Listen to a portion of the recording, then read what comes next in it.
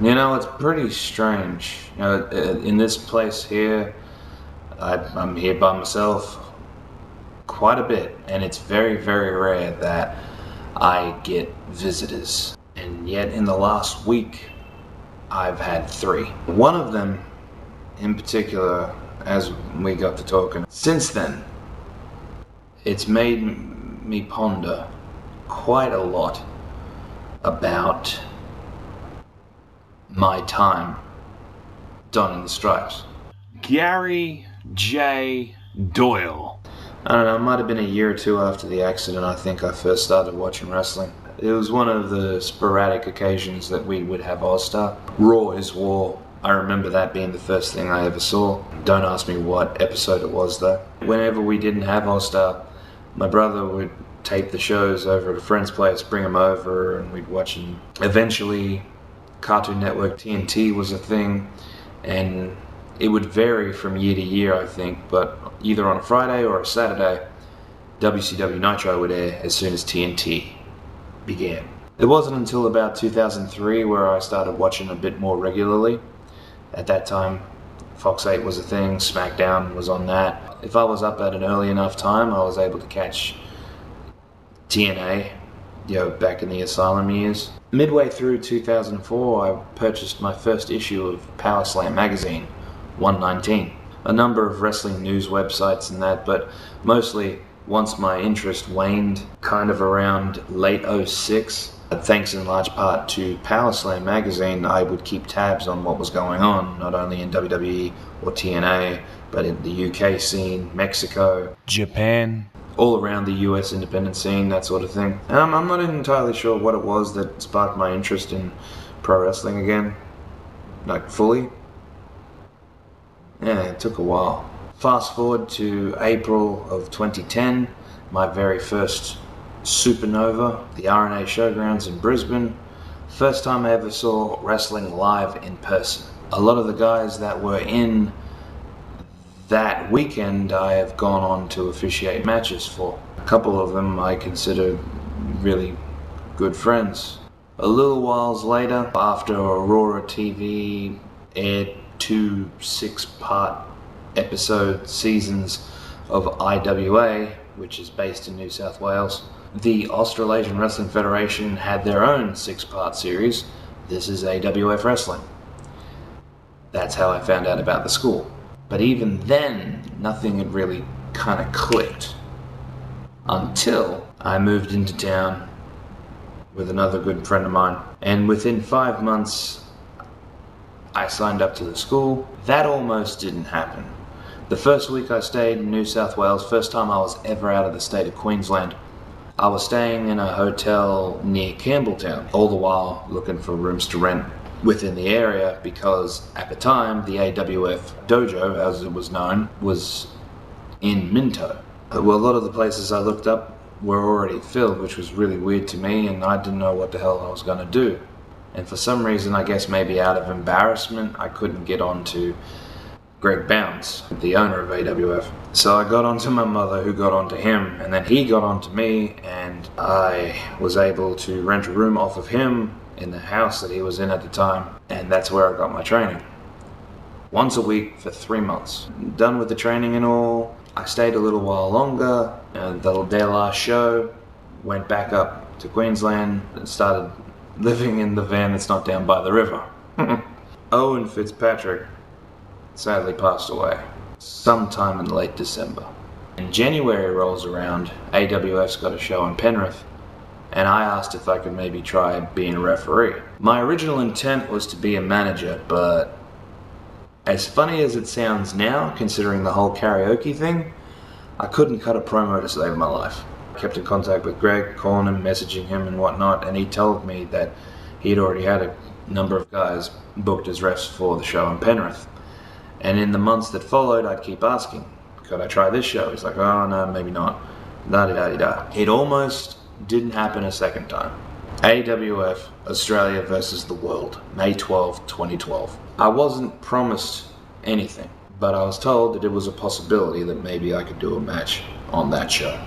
I remember I was seated in amongst the crowd, and I would periodically go backstage Nothing. This happened 3 times in total. I went backstage a 3rd time, and I'm standing there and I'm going, what am I even doing here? But Greg looked over at me. He looked over at then senior official CB Cochran and asked him to throw his shirt my way. I did not know I was going to do my first match as a referee not even 5 minutes before it started. That is something else. And that's where it all began for me. It never really got going until maybe 2 years in, and it really started going off real good and proper once I started here in Queensland. Gold Coast Supernova 2016, I got to talking with some people. I remember meeting Flashman for the first time, and I remember talking to Giant Coyote about maybe talking with some people, seeing if there's any spots available. I got a message from Jesse, and he wanted me to be part of their upcoming show at New Globe Theatre, The Luchadors Awaken. That's how it started for me in Queensland. That was my first show outside of Supernova in the state of Queensland. The following week, I started with Venom Pro Wrestling, and in the time that followed, I would do some other shows for different companies. And sadly, once I started here in Queensland, everything else just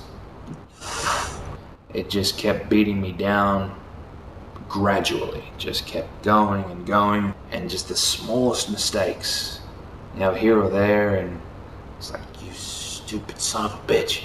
They catch up after a while. You try to forget them in amongst the cacophony of ridiculousness going on in my head, and this just kept going and going. It kept getting bigger and bigger, and it just ate away at me to the point where June 30, 2018, I had finally had enough. I thought maybe I could hang on until that year's homecoming, and then I was going to kind of take a break for a while, but it kind of crept up on me a bit quicker than I expected. The Saturday of that year's Brisbane Supernova, I did the Body Slam Challenge there between Jesse Daniels and Giant Coyote, and then in large part thanks to my eventual ex-girlfriend, I kind of got the feeling that maybe I should give the wrestling thing another try.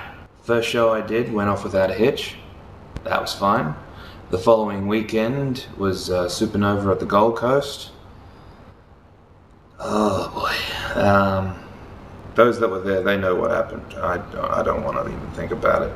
Luckily, no one was hurt. Yeah, it made Botchamania. And it made me look like a damn fool just standing there for as long as it seemed. Just, the hell just happened. I did my first Venom show in 15 months. Unfortunately, I was tasked with doing a tag match. And if I've said it once, I've said it a billion times. I don't like tag matches. Not at all. Something about them that just disorients me in a way that I can't compute. And then mayhem. Oh boy. You get a sense of some people around you, and it's like, yeah, I know when I'm not wanted. I know I don't want to be around this person at all. So instead of making a scene, I left. Again. I attended last year's homecoming event, but before the Openweight Championship finals, which I think was the second to last match of the night, I left. I don't even think who I was seated with that night I said goodbye to. I just looked around, I grabbed my hoodie, and I left. I did it as best as I could for 6 years. Something I thought was an impossibility, something that I could never even fathom getting into. Once I did get into it, despite everything else going on around me, I did my absolute darndest to keep that, because for a very, very long time it was the only thing that kept me going. And then finally, I had had enough. This is pretty much a given, but I feel terrible. I truly do. I never wanted it to end this way. Something you wanted. Something you didn't know was even a possibility. Something you wanted so bad to keep a hold of. And now something that you're not even sure if you want to get back into. I guess what I'm trying to get at in terms of the conversation that I had had with my friend is he more or less said that I should shut that chapter of my life and just kind of put it on the shelf. But I'm not happy. In general, I am certainly not happy with the way that I've just left pro wrestling. Just walked away from it, pushed everyone away, every one of my peers. I haven't made contact with anyone at all, and I am a f***ing terrible human being because of it. I feel bad, and I don't even know if there's anybody out there that really wants me to be around. So, with that being said, and with a lot of anxiousness coursing through my body right now, with the utmost apprehension and hesitation I can possibly muster, this is pretty much me saying, hey, how about we close this chapter of my life for good? I don't expect anything to come of this at all. But oh boy. Oh god. Oh shit, you're really going through this, are you? Alright. F*** it. Here we go. To any promoter in Queensland or New South Wales that I have been affiliated with in the past, between the months of February and May of this year, if there is a chance that you want me back in your company and don the striped shirt, you know where I am. You know how to get to me. I need closure from this chapter of my life, because I ain't getting any younger. And I feel incredibly bad for what I have done. Just walking away without a trace, disappearing off the edge of the friggin' planet. And for what? Just a little couple thoughts here and there? No, that's not good. I need this chapter to end, but I need a good ending. I want my last match, I want my last show to where I can put my head up and I can look back the last 8 years and say to myself, you know what? It was good. It really was. And now you can finally let it go. Like I said, I don't expect anything at all. The ball is now in your court. Until next time, it's bye for now.